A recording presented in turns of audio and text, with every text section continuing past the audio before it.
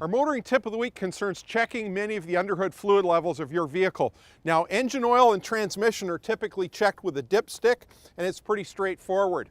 However, brake fluid, rad coolant, and in many cases power steering fluid levels are often checked with the semi-transparent containers that you actually add the fluid to. So basically, you're just looking for the full line on those containers. Now, it really helps to take a good flashlight and backlight those containers, give the vehicle a shake, and now with the light in behind the container, you can see the fluid sloshing in that container really well. It also helps to take a damp rag and clean those containers so that the light can pass through easily and you can see that full level and all the low and full marks on those containers. Now, brake fluid, for example, the level in the brake master cylinder will decline as your brakes wear.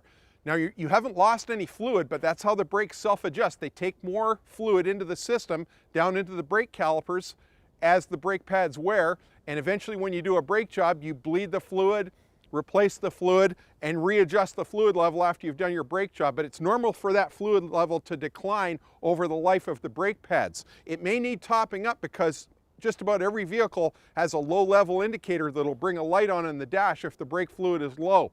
And many national chains won't even touch the brake fluid because their personnel aren't licensed mechanics, and legally they're not supposed to touch that. So it's actually something you may have to self-service. So with the brake fluid, you want to make sure that you clean the area of the lid so you don't disturb any grit that's going to fall in the master cylinder, and only remove the lid when you're going to top the fluid up. So backlight the master cylinder, shake the vehicle. If the level's sufficient, don't take the lid off just to peer in there. Every time you take the lid off, you expose the fluid to the air, lowers the boiling point of the brake fluid, and you have the possibility of contamination. So only take the lid off when you're actually going to top it up, and by backlighting the cylinder, it's easy to see that level as soon as you shake the vehicle. Same thing for the rad coolant, and in many cases power steering fluid as well.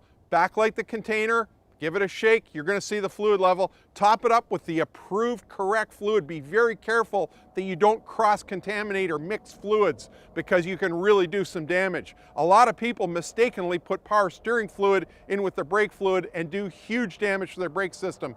That's your motoring tip of the week.